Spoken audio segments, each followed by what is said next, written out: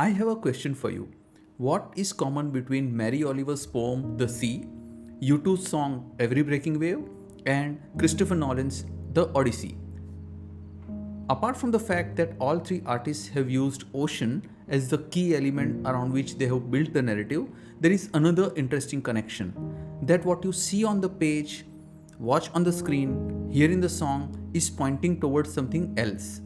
All three artists have used ocean as an element to focus on the actual subject of the story. You got it. They are using ocean as a metaphor.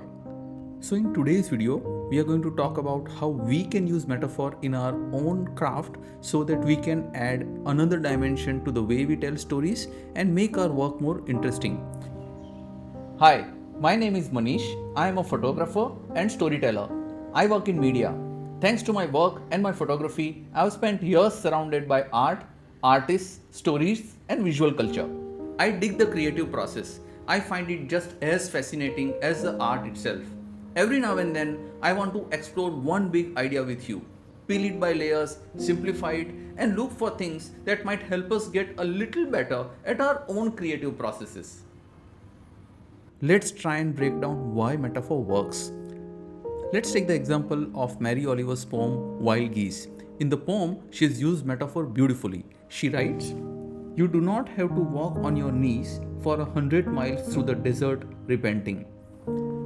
By using the analogy of walking on your knees through the desert repenting, she has given guilt and regret a very physical form. All of a sudden, the image is very clear and we can relate to how painful it can be to cope with emotions like guilt and regret. She has done something similar in one of her poems, Blackwater Woods, where she writes, "Look, the trees are turning their own bodies into pillars of light." The moment you read this, you can see the image immediately. All of a sudden, the trees become more than trees, the physical world carries an idea with it. One of the reasons why metaphor works is because it can make abstract ideas more tangible, more relatable. Because our mind tends to borrow from the physical world images and ideas to make sense of something that is difficult to see, understand, or explain. One more reason why metaphor works is because it allows one image to carry layers of meaning. Let's take the example of one of the most popular verses from Shakespeare. "All the world's a stage, and all the men and women merely players." The world becomes a stage, people become actors, and through that simple metaphor, Shakespeare is able to talk about identity, performance, relationships, age, and the temporary nature of our existence. Several ideas held inside one image, stage, and players. One more reason why metaphor works really well is because it creates room for audiences to interpret ideas and perceive it in their own context, in their own environment. Now, Homer's Odyssey is full of metaphors, and I was introduced to it thanks to Christopher Nolan's film. And I want to touch upon one specific segment that I found to be deeply moving: the lotus eaters on the island. It's a sharp perspective on the modern life. The lotus eaters don't really put people through torture or pain. In fact, they simply offer them comfort. They eat the lotus and gradually forget who they are, where they came from, and where they are going. It is imprisonment through comfort. Now, this lotus can take various forms for our own lives today. Endless distraction, comfortable routines, emotional avoidance, even the illusion of productivity. None of these really hurt us. They simply make us forget that we are on our own journey, and the fact that the search for meaning and purpose requires us to sometimes break through these shackles of comfort and take a route, take a path that probably is going to be extremely challenging and full of difficulties. The story is not really telling you what your own lotus is. It gives you a way to think about it, and you bring your own experience to this metaphor. Now, let's try and understand how can we use metaphor in our own craft so that we can add another layer to our work and make our work more interesting. I'll take the example of my own photography and how I've used metaphor just to help us make sense of this abstract idea. When I am making photographs, I always start with the feeling or an idea that is important for me to convey but is difficult to photograph. love, longing, loneliness, memory, time, patience. Once I have these emotions in place, which are important for my story, my narrative, I'll start looking for a visual anchor that can possibly convey this.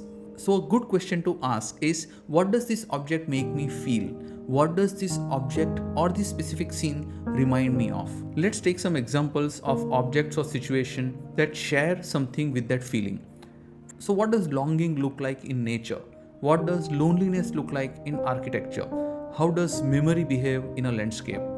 You can also alter the environment through light, color, or a distorted perspective. Sometimes even play of focus works beautifully. You can add more metaphors and more examples to it. A dry leaf, a fallen flower, a staircase, a patch of morning fog. Over time, these relationships will start to become part of your visual vocabulary, and you will be able to relate to many of these elements very, very naturally. To say, can a dry leaf remind someone of time? Can a solitary dead tree become a witness to the eternity of the landscape that it is part of? Can a shadow on a wall remind someone of a faded memory? The next step is to put the two together and translate it into the actual work. For this, once we have the relationship in place, we can use the formal elements of the craft to strengthen it. In photography, that could mean line, color, scale, perspective, composition. Apart from the elements that you select for your own work, sometimes even the way you present them can convey something very, very interesting and create its own metaphor. For example, placing two images next to each other, or altering the environment in post processing through light, color, distortion, while photographing using blur and sharpness in a creative manner, or to keep the image simple but place it in such a sequence that a meaning tends to emerge naturally out of the way they have been placed. The aim is to give the viewer a clue without explaining the idea, because when we start explaining the idea, the feeling, the symbol, it leaves very little room for the viewer's own interpretation. Metaphor gives you that option. You can show them the ocean and let them decide if it can remind them of freedom, fear, uncertainty, or just the vastness of the world. You can show them a dry leaf and allow it to become whatever it reminds them of, memory or time. The camera, the brush, the pen translates what the artist has learned to see. And perhaps that is why metaphor is such a useful tool for making our art more interesting and more engaging. It's almost an invitation for the viewer to participate in your work. It allows you to introduce abstraction into something concrete, layer meaning without explaining every layer, and gives the audience enough of a nudge to enter the work while leaving room for their own interpretation. Great work of art often carries two stories at once. One unfolds inside the person creating it, and the other unfolds inside the person experiencing it.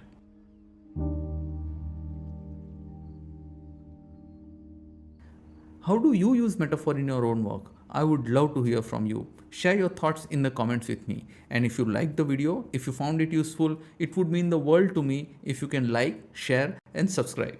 Thank you so much. See you next time.